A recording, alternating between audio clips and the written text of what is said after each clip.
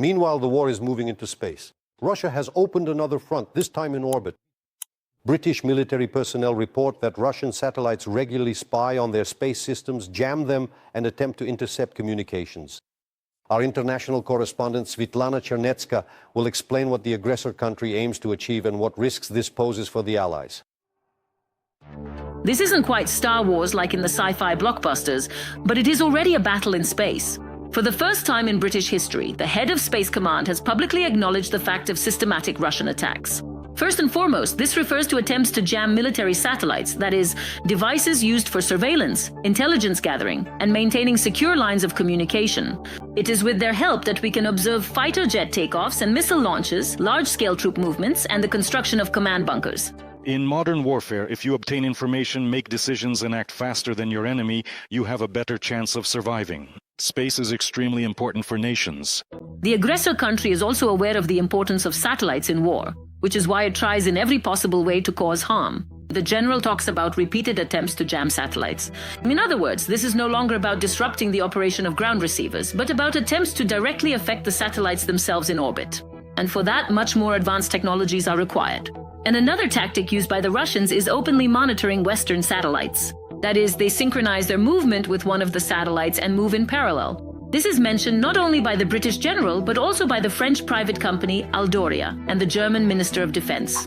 The Russian satellites Luch and Olymp have repeatedly approached satellites used by the German armed forces.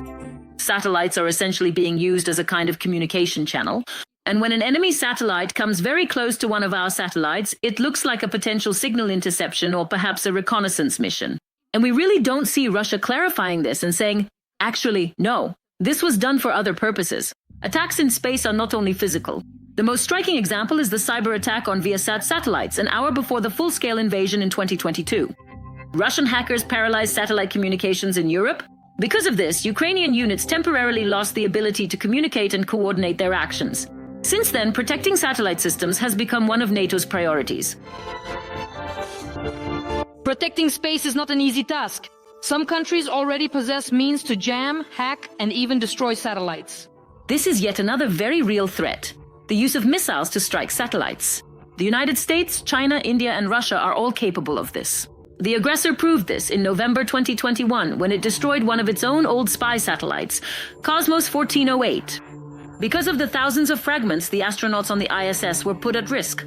They had to take shelter in evacuation capsules. However, actual combat in space still seems highly unlikely for now.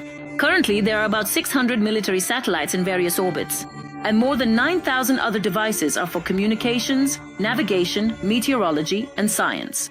The difference between military and civilian satellites is not very clear. The boundaries are always blurred since civilian satellites can be used for military purposes. For example, the Galileo system is a civilian navigation system. It is operated by a civilian agency in the European Union, but its data and signals can be used by military and security forces as well as by authorized users. Similarly, the American civilian imaging system Landsat, developed by NASA in the past, has also been used for military purposes. However, when it comes to space assets, Moscow has little to boast about these days. In terms of the number of military satellites, Russia ranks third after the US and China, with 110 satellites. But the Americans not only have twice as many satellites, theirs are also much more advanced. And unlike Western countries, Moscow has significantly fewer allies who can share data.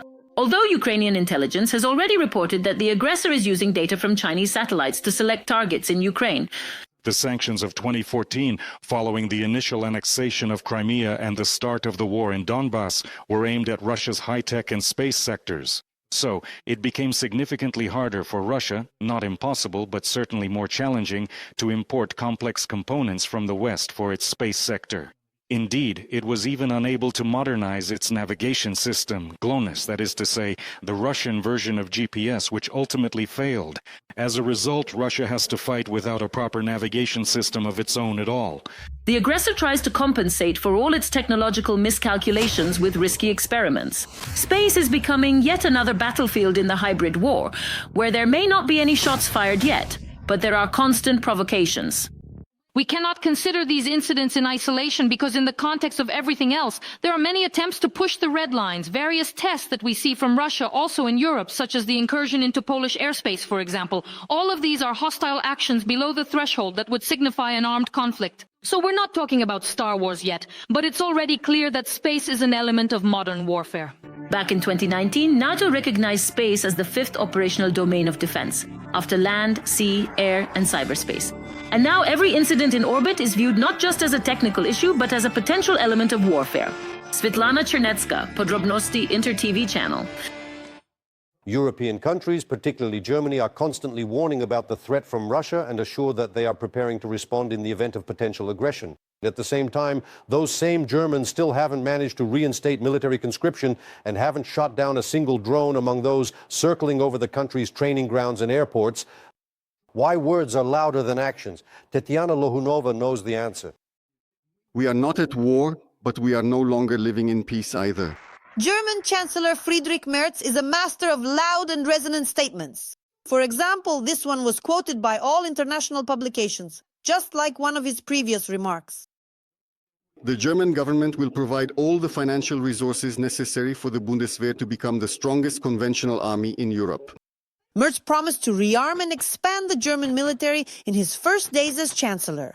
In the first months, his government approved a bill to reinstate military conscription on a voluntary selective basis. That's the agreement. And starting next year, all young men who turn 18 will be sent a mandatory questionnaire to fill out. It will ask about their physical fitness, skills, and willingness to serve. From those who are willing to join the army, the best will be selected and drafted into the military. This is a step forward, a decisive step forward. It clearly shows that we need to expand the Bundeswehr, and better today than tomorrow.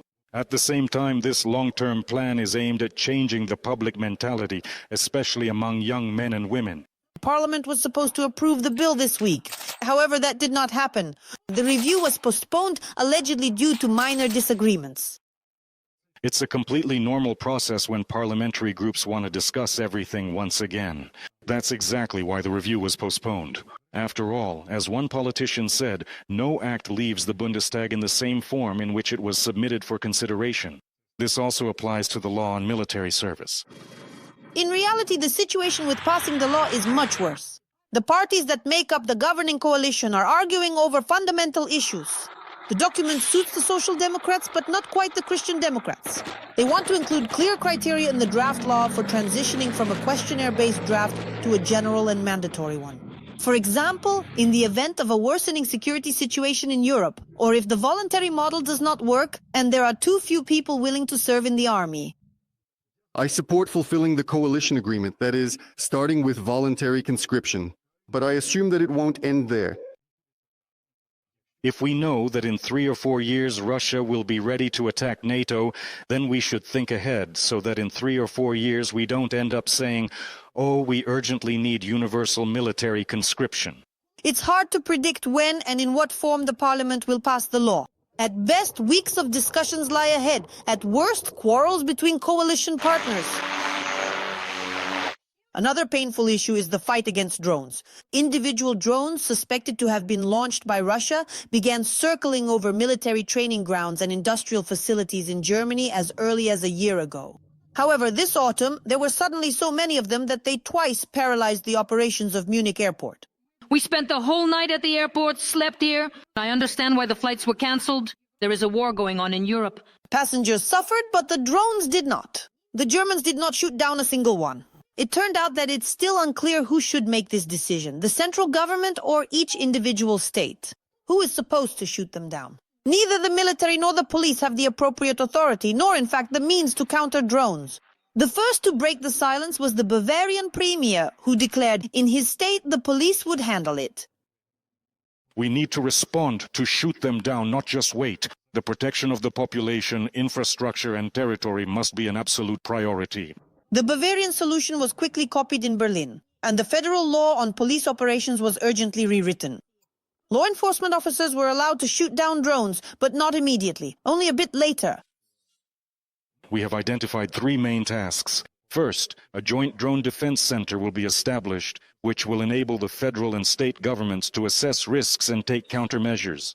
Second, a drone counteraction unit will be established within the federal police in the near future. Finally, we will encourage technical innovations and developments that will enable effective protection against modern drones. It's hard to say when all these structures will appear and become operational, but it seems that for now drones will continue to fly freely over Germany. Tetiana Lohunova, Podrobici, Intermarathon TV channel, United News. The European Parliament has adopted a resolution on a unified response to new incidents of Russian aircraft violating the airspace of EU countries and drone attacks on critical infrastructure. The document emphasizes Russia's full and unequivocal responsibility for recent actions in the skies over Poland, Estonia, and Romania, and also supports the initiative to build a drone wall, which will enable EU countries to take coordinated and proportionate measures against any further violations of their airspace, including shooting down threats. In addition, European deputies called for the development of comprehensive cooperation with Ukraine in the area of defense.